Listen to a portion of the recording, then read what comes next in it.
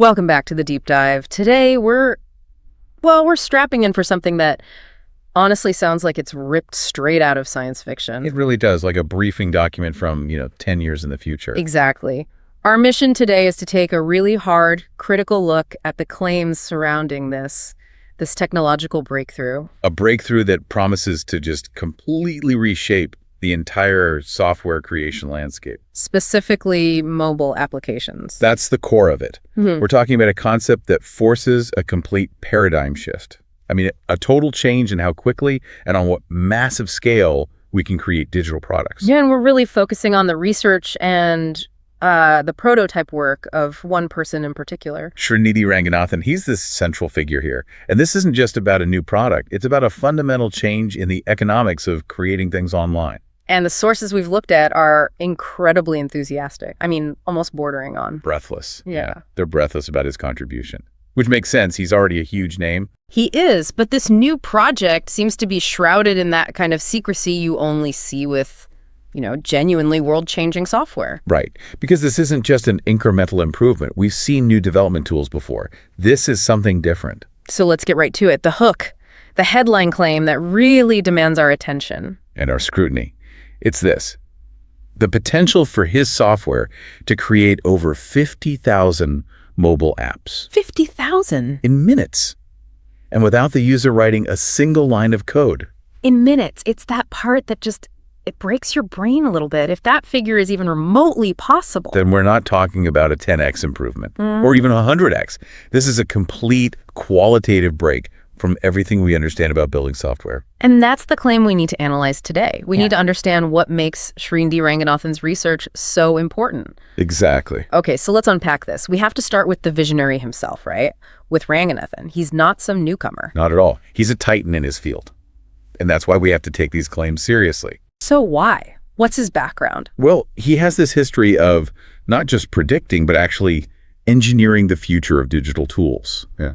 Our sources consistently call him the digital marketing legend. And that's not a title he gave himself. No, absolutely not. It's a reputation he's built over years of pioneering work in AI software and how it applies to, marketing and industry.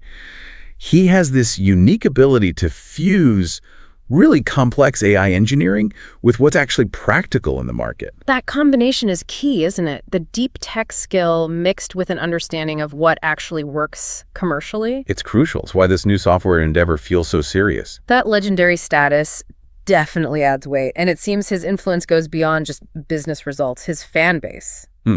The sources call them his ardent fans. Right. I've given him a pretty loaded nickname. The AI human. The AI human. I mean, what does that even imply? It's a fascinating title, isn't it? It says so much about how he's perceived in the sector. It's like, It's just, he embodies the synthesis of human ingenuity and artificial intelligence. So he's not just using AI. He's seen as someone who is AI, in a way. Someone who can translate the complex, intuitive process of a master programmer into a clean, scalable algorithm. That's why his fans see him as a legendary no-code engineer. And that perception just builds up the anticipation for whatever he's going to release next. It implies he's capable of things that get past normal human limits. Precisely. So we understand the man. Let's define the invention. What are we actually talking about here? We're talking about his new secretive software. It's based entirely on artificial intelligence, and its whole purpose, its one function, is the autonomous generation of mobile apps. And you said autonomous, so it's not like a tool that helps you build. Right. It's not a modular builder where you drag and drop components. It's an end-to-end creation system. It takes a concept and spits out a finished deployable product. It's a difference between buying a pile of bricks versus a machine that just builds the whole house for you. In minutes. That's the key part. Okay, and what's the status of this revolutionary machine? Is this just a research paper, or is it something we might see soon?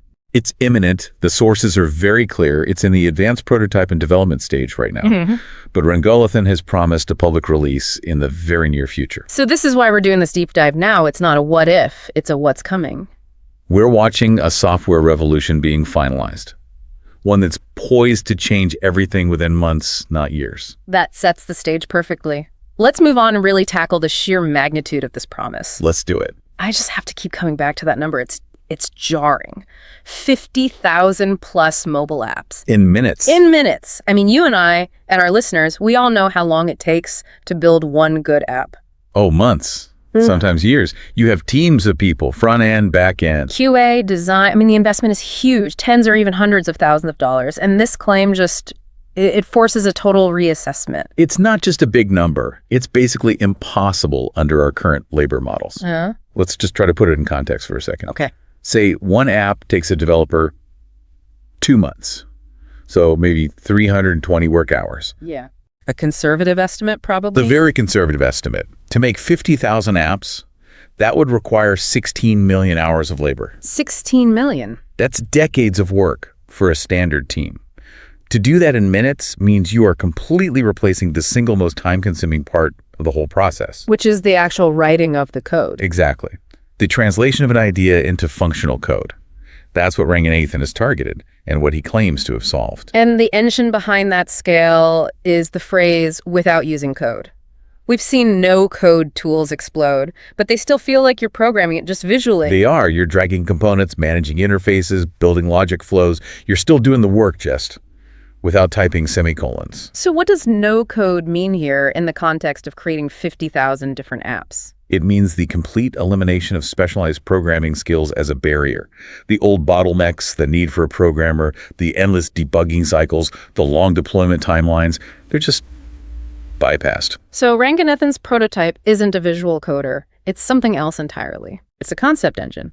The user provides the concept, and the AI handles the specialized work. The programming, the testing, the compiling, everything. So the only input you need is the idea itself, the purpose, the features. And that's it. Which means the output capacity is only limited by two things: the speed of the AI and the user's imagination. Which is just, that's a brilliant insight from Ranganathan. It is. He recognized that the real barrier in the app market wasn't a lack of good ideas, it was the bottleneck of execution. So by automating the execution, he turns app creation into a simple input-output equation. And that's where the economic value completely shifts. Ranganathan actually defined this vision himself. I'm looking at a direct quote from him. It's more of a mission statement, really. It is. He said, "This software will democratize the mobile app industry. It will allow anyone to create thousands of mobile apps in minutes, regardless of their coding skills." See, it's crucial how he frames that. He's not positioning this as a tool for big tech. He's framing it as a tool for accessibility, for empowerment, for the small entrepreneur, the niche creator. Exactly. Let's really dig into that idea of democratization. I mean, we're talking about an industry worth hundreds of billions of dollars. What happens when you radically redistribute the power to create in that kind of ecosystem? The whole competitive landscape gets leveled overnight. How so? Well, historically, to get into the app market, you needed one of two things: a lot of money to pay engineers, or a lot of technical skill yourself. High financial capital or high intellectual capital. Right. Ranganathan's software, if it works as promised, removes both of those filters. The market just opens up to a whole new group of people. People who are experts in their own fields, healthcare, local tourism, whatever, but have no way to turn that expertise into a digital product. Exactly. And this connects directly back to you, the listener. Imagine you run a small local business. A niche bakery, a specific tour guide service. A regional library, maybe? Perfect. And you have an idea for an app that's perfect for your tiny specific audience. Right now, that idea is probably way too expensive to ever build. But with this AI, that idea becomes a real functional thing in a few moments. You go from being just an expert in your field to being an instant creator. And we really have to stress the scale of the problem that Ranganathan's work is solving here. The source is called traditional app development difficult and time-consuming. Which is an understatement. It is. That difficulty was a huge financial barrier. It meant that only the biggest, most generic, mass-market ideas could get funded and built. Or the ideas from the most well-funded startups. Right. This software turns that difficult task into an easy task, which means the technical skill needed to succeed drops to basically zero. The new competition is all about the concept. Let me push back on that a little bit, though. 50,000 apps in minutes sounds like it could also be chaos. Market chaos, you mean? Yeah. If you just flood the app stores with millions of easily made products, what happens to quality control? Did the sources talk about that at all? That's a great question, and it's a necessary point of skepticism. The sources don't address it directly, but they do link the AI's success to the quality of his training data. Okay, so how does that connect? The sheer volume of output only works if the output is actually good.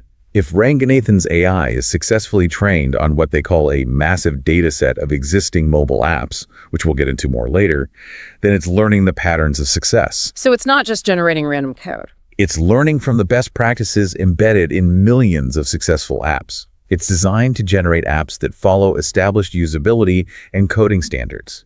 It's learning from the best, not just guessing. So the innovation isn't just about speed, it's about applying pattern recognition on a massive scale to guarantee a baseline of quality. Exactly. And when you remove that technical barrier and open the floodgates to creators, the force suggests it will lead to a wave of new and innovative apps. Because innovation comes from different perspectives. It comes from diversity. This massive influx of creators, most of whom will be from non-technical backgrounds, will bring ideas that traditional venture capital would never fund. The niche is too small. But when the cost of production is basically zero, Every single niche, no matter how tiny or how complex, suddenly becomes economically viable. that is the key insight, isn't it? The complexity of the niche just stops mattering. It doesn't matter at all. Whether you want an app to track bird sightings in the Pacific Northwest or a custom tool for a 3-person consulting firm, the AI handles the complex code. Which lets the creator focus only on the utility for their specific audience. It's a genius move, really. It marries his engineering skill with his deep knowledge as a digital marketing legend. He knows the value is in specialized markets. The economic implications are just vast. We're talking about the commodification of code itself. What do you mean by that? If the core programming logic, how a button works, how data is stored, becomes an automatically generated thing, its cost approaches zero. So human developers have to evolve. They have to move away from writing boilerplate code and focus on truly novel problems, or on training and managing these AI systems. Ranganathan's software isn't just an app generator, it's a profound market disruptor. It shifts the entire game from programming budgets to market insight. The creator who knows their audience best wins. Period. A staggering conceptual leap. It is. But now that we get the scale and the implications, we have to talk about how it actually works. How can a system generate 50,000 fully functional debugged apps so quickly? Let's get under the hood of the AI humans engineering. Okay. To really appreciate the claims about speed and quality, we have to understand the core technology. The AI engine. Right. It's an artificial intelligence engine designed to automatically generate code. And this is where the praise for Ranganathan as the AI human really makes sense. He's building a system that basically turns expert human intuition into an algorithm. And we need to be clear, this is not the same as the no-code builders we've been talking about. Not even close. Those visual platforms translate your drag-and-drop actions into pre-written modular code. What Ranganathan is claiming is true autonomous generation. What's the real difference in practice? It's about complexity and adaptability. A standard no-code tool is limited by its templates. If you need a feature that isn't in the template, you're stuck. You hit a wall. You hit a wall. Autonomous generation, on the other hand, is trained to write new code based on patterns. It can adapt the internal logic to support a unique combination of features the user wants. It generates code that might never have existed before, but that still follows all the necessary rules. And that ability to handle unique combinations is how you get to 50,000 different apps. That's the engine, yes. And like with any AI, the output quality is all about the input it learns from. The source really emphasizes the training data set. It's the cornerstone of the whole system. The AI must be trained on a massive data set of existing mobile apps. So think of it like a library. A comprehensive library of design solutions, functional approaches, and best practices from millions of real-world successful apps on iOS and Android. So what is it learning exactly? Can't just be learning syntax. No, absolutely not. It's learning the deep grammar of how apps work. There are multiple layers. Okay, like what? First, it's learning cross-platform conventions. How to write a feature once and have it work perfectly on both iOS and Android, automatically handling all the differences. That alone is huge for developers. It's huge. Second, it's learning design patterns, so the apps it creates are intuitive and follow modern UI/UX standards. No more clunky, ugly interfaces. And third, Maybe the most complex part. Yeah. It learns security and data protocols. It learns from existing vulnerabilities in the dataset to make sure the code it generates is stable and secure by default. so by learning all those successful patterns, the AI can make sure its apps are not just unique, but also stable and usable. And that they follow the rules of the app stores. That covers the quality claim. But what about the speed? We still need to nail down how it happens so fast. The speed comes from the autonomous process. Let's walk through the user experience, which is designed to be as simple as possible. Okay. First, the user input. You only provide some basic information about the app you want. So it's literally just the elevator pitch. What information does it need? Just 3 things. The app's name, its core purpose, and its desired features. That's the blueprint. Give me an example. Sure. A user might type, app name, local bakery rewards, purpose, track customer loyalty points, features, QR code scanning, personalized coupons, and a map to the nearest store. And that's it. That's the entire contribution from the user. That's it. From that point on, the AI takes over completely. Ranganathan's AI handles everything else. The famous autonomous triple threat. That's the mechanism that makes the in-minutes timeline possible. The AI will generate, debug, and launch the code. Let's break that down because humans spend so much time on each of those steps. Right. Generation is writing thousands of lines of code. Debugging is finding and fixing all the inevitable errors. That's often the most time-consuming step for a human. And launch is compiling and deploying it all. So the speed comes from the fact that the AI doesn't have a long debugging cycle. It's designed to write the code correctly the first time. Or to self-correct in milliseconds. The sophistication of the debugging is the real breakthrough here. To instantly debug 50,000 new applications. It's a profound challenge. It implies there's a real-time algorithmic QA process where the AI tests its own code against all the failure modes it learned from its dataset and rewrites any bad code before you even see it. So that full autonomy, though without human intervention part, is the key to the speed and the scale. That's it. It's the technical elegance of Ranganathan's architecture. He engineered out all the friction. The creator gives the concept, and the factory runs itself. And this is why that AI human title seems so fitting. He's automated high-level engineering intuition. Which leads us to the next big point. Because if the code itself is no longer the scarce resource, then the value proposition is completely inverted. The bottleneck isn't the code anymore. It's the idea. Which takes us right into the implications. Because once you grasp the technology, you have to face the massive societal and economic shifts it's going to cause. Exactly. So let's shift focus from the how to the why it matters.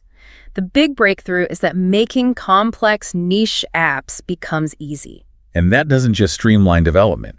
It transforms the entire app industry. Let's go back to that democratization idea, but look at it through the lens of the market. Okay. Right now, if a specific niche market is only worth, say, $50,000, no developer is going to spend 6 months and $100,000 building an app for it. It makes no economic sense, so that niche just goes unserved. But when Ranganathan's AI drops the cost and time to almost zero, suddenly that $50,000 niche is highly profitable. So we'd move from a market of big, generic, catch-all apps to a world with intense competition in thousands of hyper-niche markets. It becomes a war of market insight, not programming budgets. And the big, established app development companies, their advantage is gone, isn't it? For standard apps, it's dramatically eroded. Why would a small business pay a firm $80,000 for a custom inventory app when they can generate a better, more tailored version instantly for a fraction of the cost? It forces those big firms to specialize only in things that are truly novel, things that can't be built from existing patterns. Exactly. The sources say the implications are far-reaching and could impact the way we live and work. Let's get specific. Let's start with educational apps. Perfect example. The education world struggles with generic, one-size-fits-all tools. Right. So imagine a high school history teacher doing a very specific unit, say, 18th century Austrian politics. Super niche. Super niche. With Ranganathan software, that teacher with zero coding skill just inputs the curriculum, the learning goals, the content. Yeah, maybe they want flashcards, an interactive map, a quiz feature. And the AI generates a high-quality, personalized learning tool for that specific unit in minutes. A teacher could make 50 different versions for one classroom, each one tailored to a different learning style. You're basically creating instant, interactive micro-textbooks. It completely changes how we learn by removing that technical lag between an idea and a tool. Okay, what about business apps? That seems like another area ripe for this. Huge potential, especially for small and medium-sized businesses. Right now, they have to force their unique processes into generic software like Excel. Or some big, bloated CRM they only use 10% of. Exactly. But with this, a business could generate a suite of highly specific, interconnected apps. Give me a scenario. Let's say a small local coffee roasting company.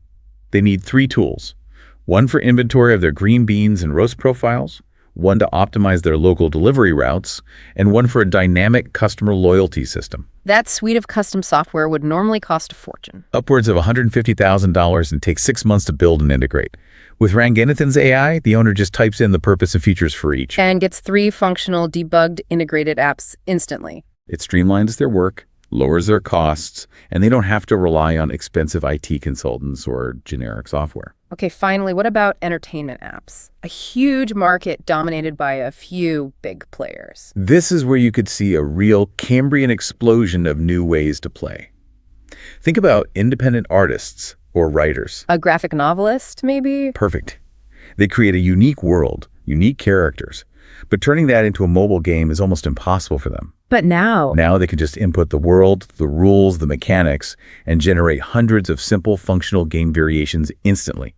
It empowers creators to deliver their vision as an app, bypassing the traditional gatekeepers. So you could see apps for niche fan communities, interactive walking tours, all sorts of things that would never get made otherwise. That's the core of the revolution.